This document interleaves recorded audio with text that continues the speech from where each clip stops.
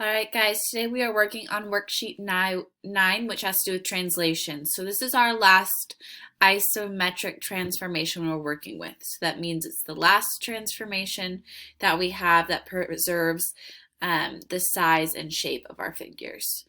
So translating means we're sliding. And I actually think it's the easiest kind because you're just taking it and you're shifting it in some manner. So I hope you know that ordered pairs are always x and then y. So this first number is how far you're shifting on the x-axis. The second number is how far you're shifting on the y-axis.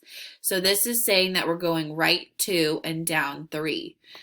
Right and up are positive. Down and left are negative. So here we're taking each point and we're going 2 right and down 3. So here's our K prime, our H prime, and our J prime.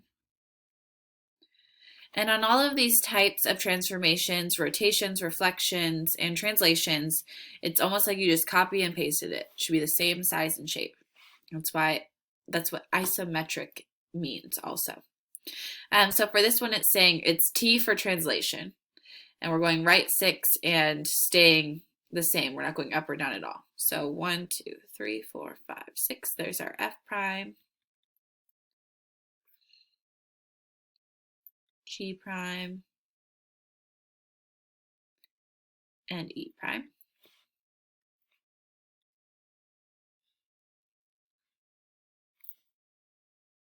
Okay, here this is saying we're going left 3 and down 1. So L to L prime, N prime, and M prime.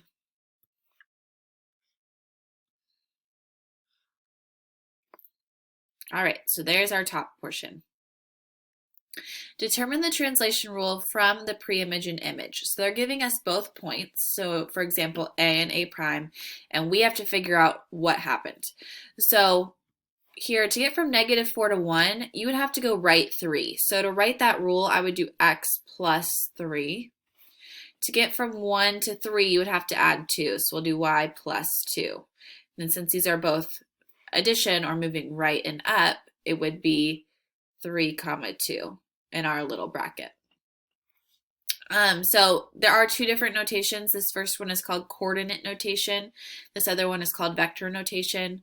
You should be aware and know how to use both. So here for example B, we're going from 7 to 3. So that means we're going left 4 or subtracting 4. Then we're going from 1 to 0. So we're subtracting 1. So this is left 4 and down 1. Given a translation rule, determine the missing point. And it's important that you know the difference between A and A prime. So A is where you start, it's your pre-image. A prime is where you finish, and it's called your image. So here they're saying you're subtracting 6 and subtracting 1.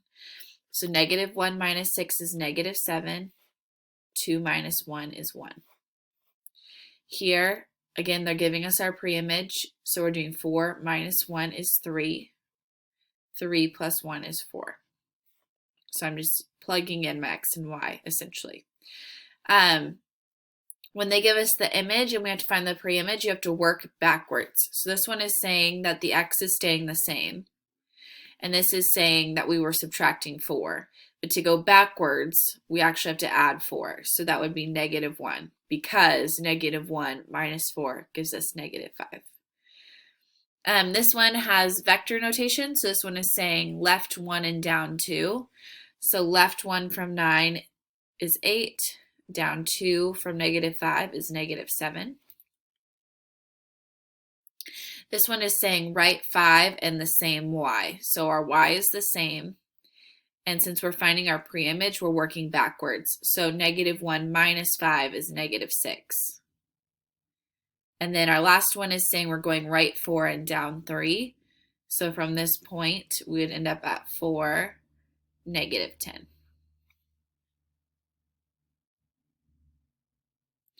So this is saying we have two different translations. This one is saying left 3 and up 5. And this one's saying left 7 and down 1. But instead of doing that in 2 steps, you could do it in 1. And they want to know what that translation would be.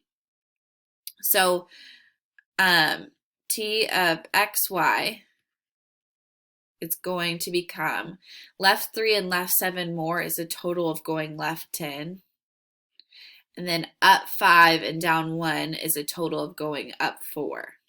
So that would be your final translation if you were to combine those. All right, so that's the end of our notes for today.